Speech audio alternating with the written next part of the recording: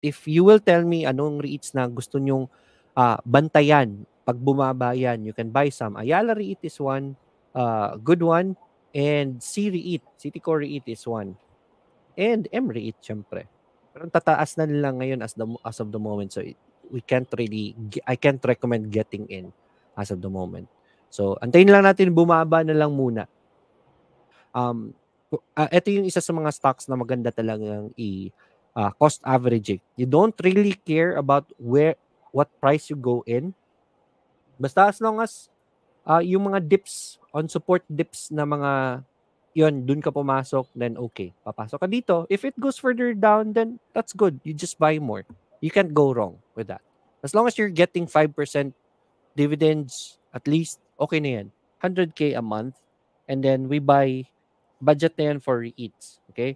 So let's say for example, this month, meron kaming 100,000.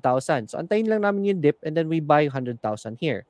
And then next month, may 100,000 na naman kami. We look for the dip again and then 500,000. Pag wala kaming dip na mahanap, then on the next month, 200,000 na ibibili namin. You buy more, you buy more, you buy more with that. So iba-iba.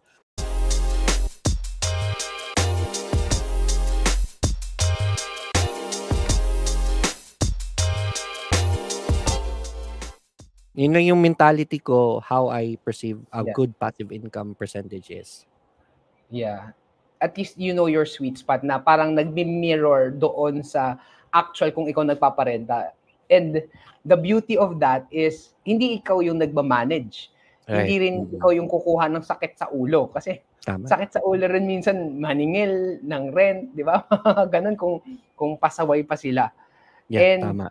As we are talking about REITs, kasi there are some like REITs na example, yung DDMPR, yung PhilREIT, they have been down so much from the IPO. And syempre, yung dividend nila nagdi-decline. What's your take on that? Yung POGO kasi, DDMPR is very much affected by the POGO. I think they can recover. They just have to change their clientele to offices. Yun lang ang problema because after the pandemic, work from home has been prevalent already, changing the demographics in real estate talaga. I think they can recover. Their real estate is still very good at this point. It's just that they'll have to work on something else for them to para ma-reverse nila yung natamaan sila nung nangyari with the POGO and everything. So right now, I don't recommend getting into them. Pero the structures are there. So they should still be okay. If nakapasok na kayo, I'm not really familiar with how much dividends they give out right now. I think bumaba rin yung dividends na binibigay nila kasi 'di ba bumababa rin yung rentals. So that's gonna be a problem. So sabihin ko na lang is next time please pick diversify into different kinds of REITs para mas maganda yung experience nyo with REIT investing. I agree. Like ako, when may napili akong REIT, pinili ko yung nature ng real estate na ini-invest or pinaparent is yung solar. So at least somehow nag-work for me, and I think mas magbo-boom pa yung mga renewable energy. Kaya at least okay, sige. Yun yung kinonsider ko.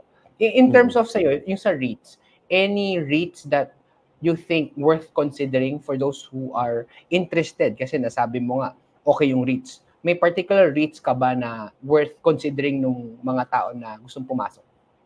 Yeah, ang paborito kong REIT talaga is Ayala REITs eh. Kasi nakikita ko naman yung mga businesses nila, they're doing well. So the REITs for Ayala is good. Kakadip nga lang niya to 35. Yun nga lang, at this point, the market is at resistance levels kasi. So medyo overpriced na ngayon. So I cannot recommend getting into REITs right now. But if you will tell me anong REITs na gusto nyong bantayan, pag bumaba yan, you can buy some. Ayala REIT is one, good one. And C-REIT, Citicorp REIT is one. And M-REIT, syempre. Pero tataas na nila ngayon as of the moment. So I can't recommend getting in as of the moment. So antayin lang natin, bumaba na lang muna. Yeah. Ito So yung as mga per gusto mo, di ba? Energy REIT. yes, yan yung So meron ako. mataas na. Oo. Yeah. Pero yung question ko, no, you say, oh, mataas na ngayon. When's the like best, wala naman kasing best time, pero kung ikaw papasok ka sa REIT, anong baba ng price niya para pumasok ka? Kasi ngayon, masama mo, mataas. Not the best time Yeah. to go in. Ikaw, anong price mo siya papasukan? Or ilang percent dip? Or anong support ka papasok? Actually, ang kagandahan naman kasi ng REITs is what drives this value is the dividends rin, di ba? So, right now, it's at 1.63 per quarter. So, ang C-REIT is generating around 6%. No, 6% yung generate niya, di ba? Pag tumaas na yun ang presyo to a point na hindi na worth it yung dividends, bumabagsak naman yan.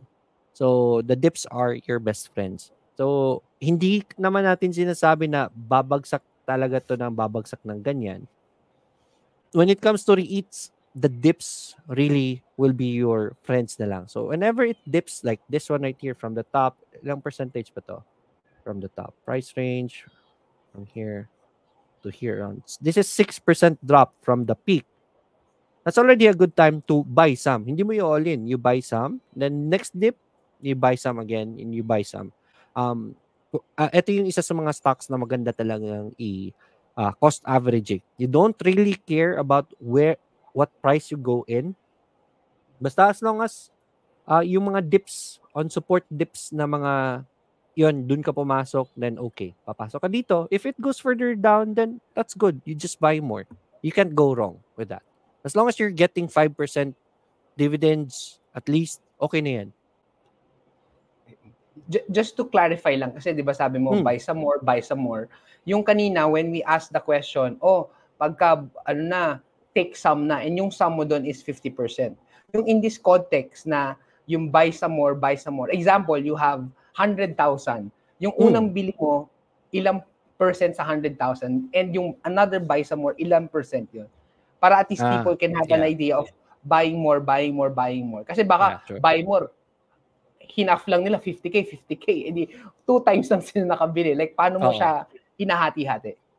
Iba-iba kasi tayo ng, let's say for example, budget. I would say budget or financial status, whatever you may call it.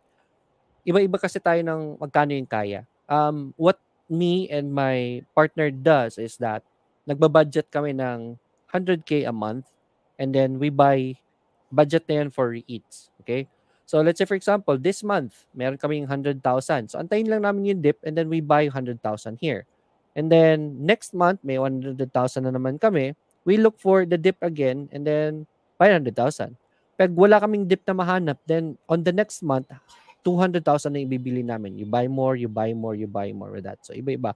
So if ever you're an average person, let's say for example, 30,000 pesos yung budget mo every month na kaya mong ilagay sa REIT.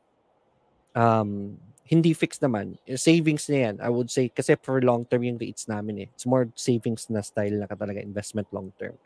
So 30,000 and then next month, kung bumaba siya, then you can buy more.